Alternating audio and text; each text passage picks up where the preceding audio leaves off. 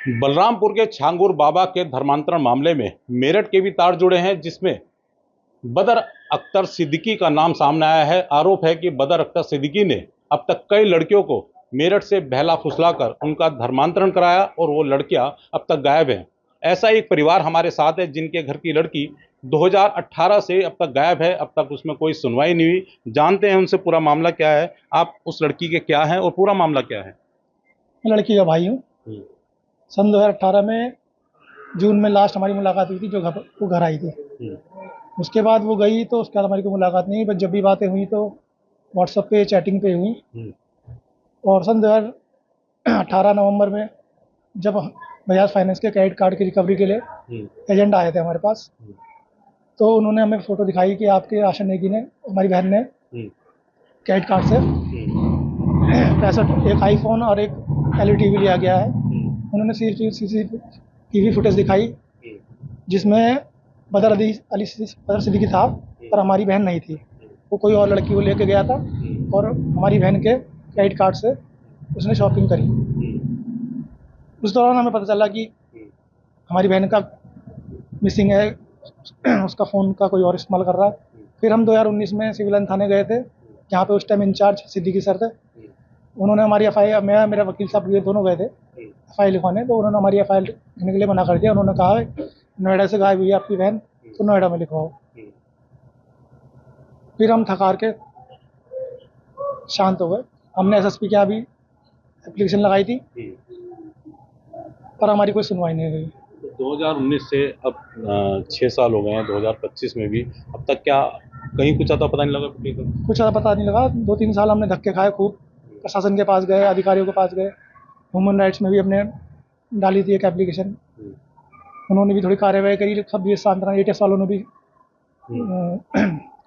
बात हुई थी, वो भी आए थे, मतलब उनसे ही मुलाकात हुई थी।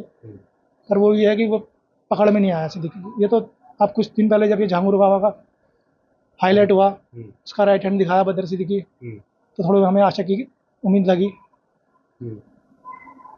कि हमारी बहन हमें मिल सकती है। हम प्रशासन से यही गुहार चाहते हैं कि हमारी बहन जहाँ भी हो, पता नहीं वो है भी नहीं, उसे जिंदा, मतलब उसे वापस लाया जाए। क्या मान के चल रहे हैं कि आपकी बहन कहाँ होगी इस समय, किस हालत में होगी, और आखिरी बार कब उससे बातचीत हुई है? आखिरी बार वो जून 2018 में हुई थी, और उसके बाद फिर व्हाट्सएप पे हुई थी, वो भी 4-5 महीने हुई थी, उसके बाद बंद हो गई थी। तो अब क्या लगता है कहाँ होगी आपकी बहन?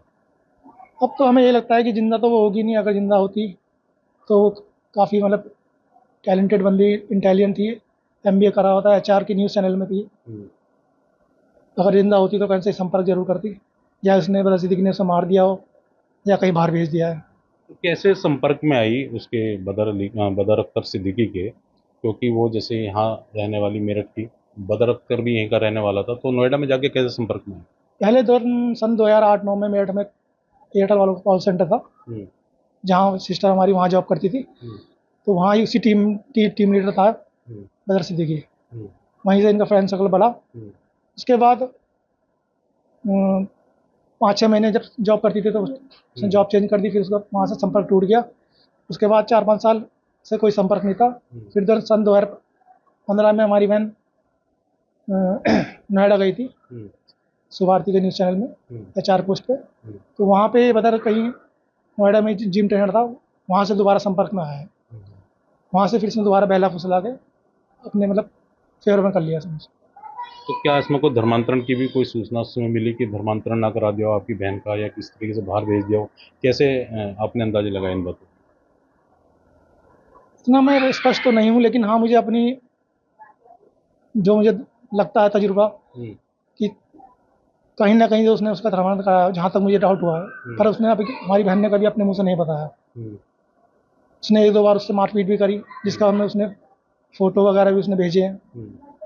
उसने बताया था कि किसी और लड़की से अफेयर चल रहा है इसका, और उसके थ्रू उसने मुझे मारपीट की है, चोट के निशान भी दिखाए हैं। उसने बदर सिद्दीकी के डॉक्यूमेंट भी कुछ शेयर किए थे मुझसे, और उसने ये भी बताया था कि हो सकता है उसकी जान को खतरा हो। तो ये किस समय की बात है ये? यही जून के मई की बात है ये। मई 2019? मई 2000 नहीं 18। अच्छा, 2018। तो तब से लेके आप तक आज तक काफ़ी समय हो गया, उसे ढूंढने की कोशिश की, पता करने की कोशिश की कि कहाँ है, और अचानक से कैसे एकदम से ख्याल आ गया। सर हमने खूब कोशिश करी लेकिन हमारी कोई सुनवाई नहीं हुई, तो फिर हम थक हार के बैठ गए। हम्म, ये तो बस अब हमें न्यूज़ में देखा जहांगीर बाबा हम्म। का राइट हैंड बदर सिद्दीकी है, तो हमें थोड़ा आशा की किरण जगी कि हो सकता है कि प्रशासन इसका सुराग निकाले। तो जिस तरह से बदर के बारे में सूचनाएं मिल रही हैं, तो क्या लग रहा है, बहुत बड़ा नेटवर्क चला रहा था, और इस तरीके से, क्योंकि आपकी बहन ही नहीं और भी लड़कियां के नाम सामने आ रहे हैं कि जिनको ये बहला फुसला कर इस तरह से ले गया। हाँ सर, इसमें हाथ तो बहुत हाई प्रोफाइल लोगों का भी हो सकता है, हम्म, नहीं तो ये इतना वो है नहीं प्रशासन के लिए कि पुलिस प्रशासन के लिए इतना कठिन कार्य तो है नहीं। इतने बड़े बड़े मोस्ट वांटेड पकड़े जाते हैं। बदर सिद्दीकी तो एक लव जिहाद का ही शिकारी है, खिलाड़ी है, हम्म। पर इस पे ज़रूर कहीं ना कहीं ऊपर का भी हाथ है तो लग जो रहा है इसमें पूरा सपोर्ट ये कर रहा है। लव जिहाद का मामला है पूरा। सर फुल लव जिहाद का मामला है। उसके बाद इसमें 2-3 लड़कियां और भी गायब हुई हैं, हम्म। वो भी न्यूज़ में मिसिंग है सब। अब क्या डिमांड है आपकी प्रशासन से? प्रशासन से ये डिमांड है कि सुराग तो पता चले, प्रशासन कुछ खोज तो करे कि ये लड़कियां गई कहाँ।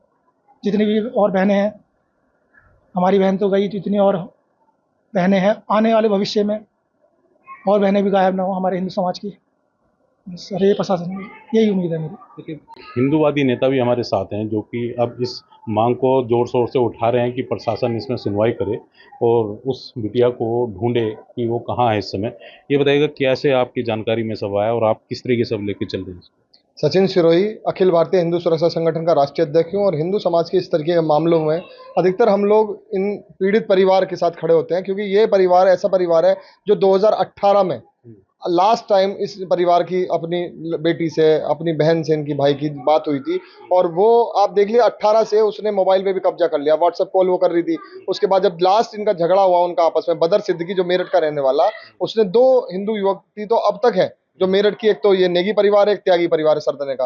तो इन दोनों परिवार को जिस तरीके से लड़कियों को बहला फुसला के फंसा के और जो जिस तरीके से शिकार लव जिहाद अब धर्मांतरण का बना दिया है, अभी यही नहीं पता इस परिवार को कि 2018 से अब तक लास्ट बात व्हाट्सएप पे हुई थी जब उसके साथ मार पिटाई की गई थी, तो उसने संपर्क किया था। और उसके बाद ये लोग गए थे यहाँ सिविल लाइन थाने में, तो यहाँ इंस्पेक्टर भी जो थे वो सिद्दीकी थे उस समय। तो उसके साथ साथ कोई बदर का जीजा है जो मजिस्ट्रेट है, जुडिशरी में जज है, जो संरक्षण दे रहा था इस काम में, बदर अली का साथ दे रहे थे। ऐसे कितने अधिकारी हैं उत्तर प्रदेश में। प्रदेश के मुख्यमंत्री योगी जी की सरकार 2018 में भी थी और आज भी चल रही है। मैं कह रहा हूं उस समय सुनवाई नहीं करी, अगर उस समय सुनवाई कर ली होती तो ये लड़की आज हो सकता था अपने घर में होती, लेकिन नहीं कि ये एप्लीकेशन देके भटकते रहे जगह जगह। इनको यहां से नोएडा टरका दिया गया कि नोएडा रहती होगी, इनकी कोई सुनवाई नहीं करी गई। और आज उस कारणवश आज हालात ये हुए कि आज उसका कन्वर्जन धर्मांतरण करा गया और ये भी नहीं पता कि उसकी टुकड़े करके उसे किस ब्रीफ केस में बंद करके कर नाले में फेंक दिया गया हो, या वो लड़की आज कहाँ है कोई उसका पता नहीं है। 7 साल से वो लड़की जब संपर्क करती थी, रह नहीं सकती थी इनके बिना, तो अब वो 7 साल से संपर्क ही टूट गया। क्यों? सारे मोबाइल उसके कब्जे में ले लिए, क्रेडिट कार्ड वगैरह कब्जे में ले लिए, उसके आर्थिक जो फाइनेंशियल चीज थी उसका इस्तेमाल करके, और वो क्रेडिट कार्ड का बिल आया इनके पास। जब इन्हें पता लगा कि जब ये लोग जो है और ज्यादा थाने में और इधर गए, तो जब पता लगा सारी चीजें ऑपरेटिव वो कर रहा था, लेकिन इनकी कोई सुनवाई नहीं की गई। हमारा ये कहना प्रदेश के मुख्यमंत्री योगी जी से, ये केवल 2 लड़कियों का मामला नहीं है, हजारों लाखों लड़कियां इस प्रदेश की, इस देश की, प्रदेश के मुख्यमंत्री योगी जी और देश के प्रधानमंत्री मोदी जी, गृह मंत्री अमित शाह जी, ये बड़ा विषय है। 100 करोड़ हिंदुओं की एक तरीके से मान सम्मान, इज्जत का सवाल है। अगर हमारी बहन बेटियां सुरक्षित नहीं होंगी इस तरीके से, अगर वो भगा के ले गया जाएगा, फंडिंग होगी विदेशों से और वो उनका धर्मांतरण कर लिया जाएगा।